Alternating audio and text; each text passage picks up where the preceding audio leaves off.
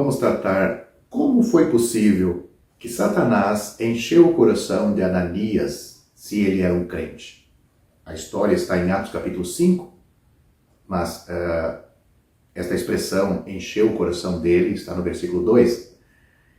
Este incidente solene em Atos capítulo 5, muitas vezes, provocou a questão de saber se Ananias e Safira eram crentes. Pessoalmente, penso que eram. Parece que eles estavam em comunhão da igreja em Jerusalém. Então, se eles não eram salvos, eles enganaram até mesmo os apóstolos. Sugiro alguns pontos que parecem favorecer que eles fossem salvos, mas se deixaram enganar por Satanás. Primeiro, é fácil ver que Pedro e os outros apóstolos aceitariam qualquer dinheiro do mundo? É difícil ver que Pedro e os outros apóstolos aceitariam qualquer dinheiro do mundo se eles não fossem salvos. É difícil também conceber que 2 judeus incrédulos vendessem a propriedade que lhes pertencia e a trouxesse aos apóstolos se eles não fossem salvos. Haveria então que se fazer a pergunta: qual seria o objetivo desta ação? Segundo, o ensino nas Escrituras é que Deus geralmente deixa o mundo para julgamento futuro, mas Ananias e Safira foram imediatamente julgados por ele. Terceiro, Pedro se refere à mentira deles ao Espírito Santo. Isto sugeriria a presença do Espírito Santo neles, não apenas na igreja em Jerusalém e nos apóstolos, mas em Ananias e Safira.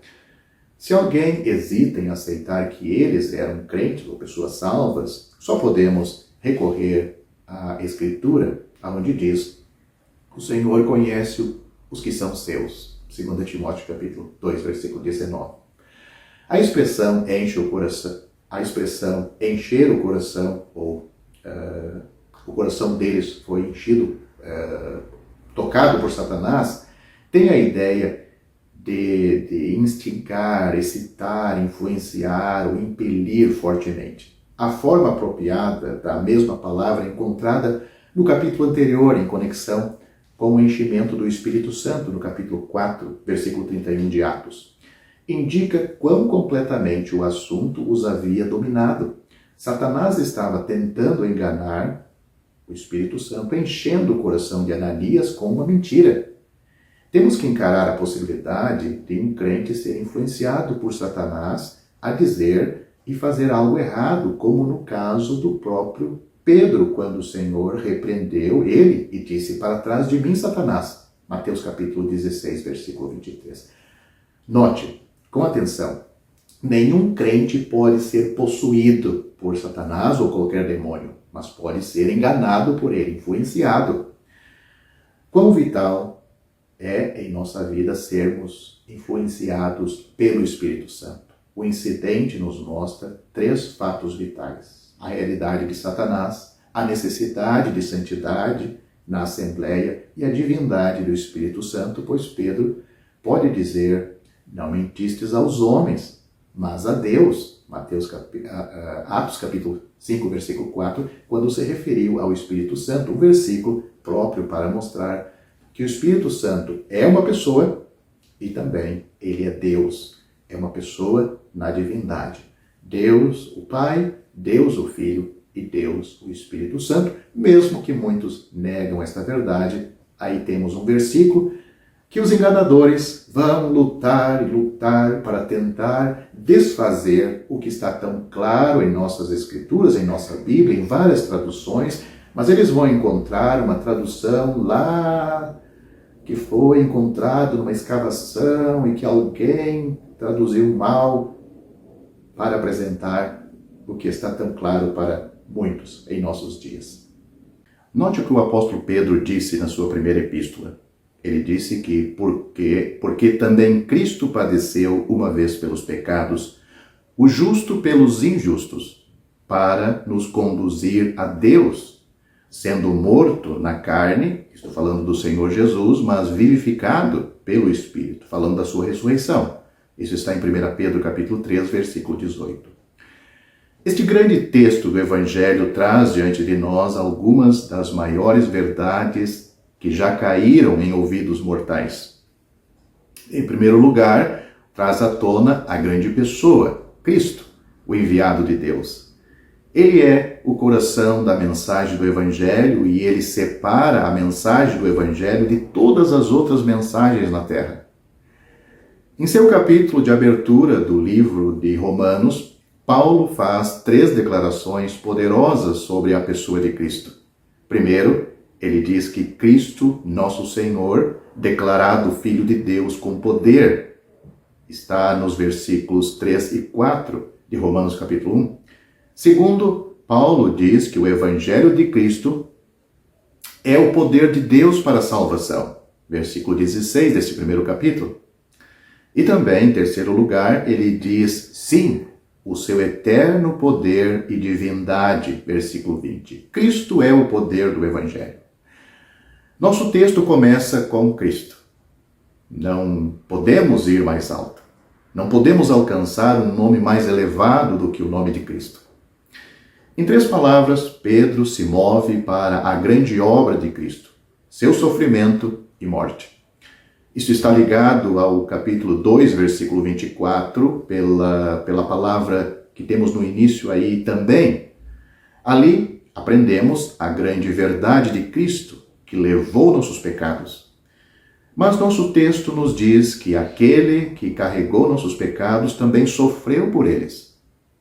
Novamente, Paulo diz em Romanos capítulo 8, versículo 32, ele diz, ele, falando de Deus, não poupou seu próprio filho, mas o entregou por todos nós. Mal compreendemos a profundidade dessas palavras, entregou, pois envolvia sofrimento, angústia e agonia como este mundo nunca viu, antes ou depois dos sofrimentos de Cristo naquela cruz. Pense no Filho eterno sofrendo a vingança do Todo-Poderoso em favor dos pecadores, ou dos pecados dos pecadores. Contemplar os sofrimentos de Cristo por nossos pecados deve curvar todos os nossos corações em ação de graças e derreter o coração mais duro do pecador. Mas se isto não for suficiente, há ainda outra grande verdade a ser adicionada a tudo isso. Pedro escreve, o justo padeceu pelos injustos. O justo pelos injustos.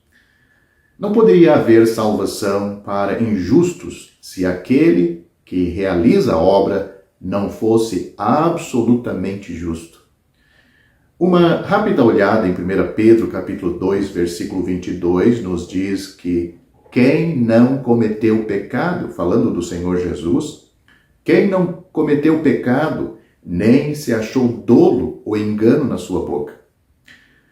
Lembremos-nos de que é a suficiência do justo, deste justo, Cristo, que torna possível sua obra substitutiva em nosso lugar, pecadores.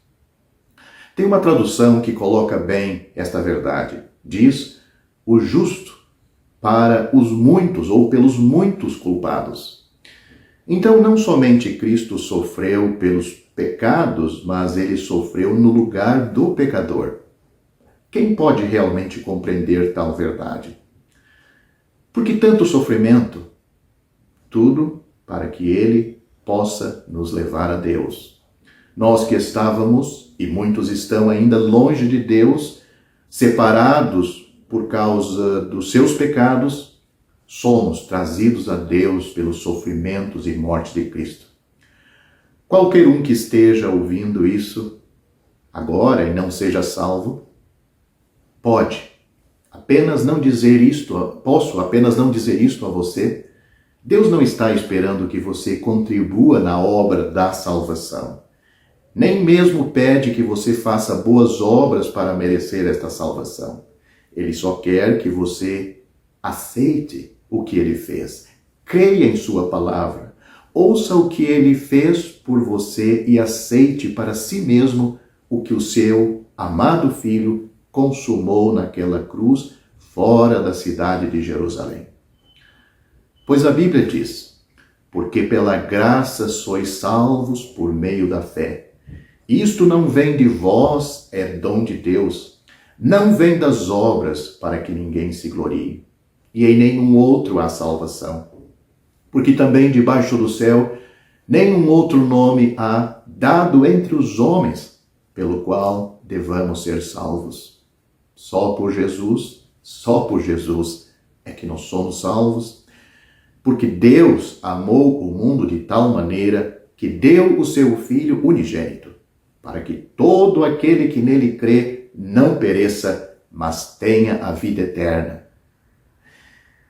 Porque Deus enviou seu Filho ao mundo, não para que condenasse o mundo, mas para que o mundo fosse salvo por ele. Quem crê nele não é condenado, mas quem não crê já está condenado, porquanto não crê no nome do unigênito Filho de Deus. E a condenação é esta, que a luz veio ao mundo, e os homens amaram mais as trevas do que a luz, porque as suas obras eram más. Porque todo aquele que faz o mal odeia a luz e não vem para a luz, para que as suas obras não sejam reprovadas. Mas quem pratica a verdade, vem para a luz, a fim de que as suas obras sejam manifestas, porque são feitas em Deus. Portanto, crê no Senhor Jesus Cristo e serás salvo. Você pode conferir todas estas citações bíblicas que fiz agora, lendo Atos capítulo 16, versículo 31, o Evangelho de João capítulo 3, do versículo 16 ao 21, Atos capítulo 4, versículo 12 e Efésios capítulo 2, versículos 8 e 9.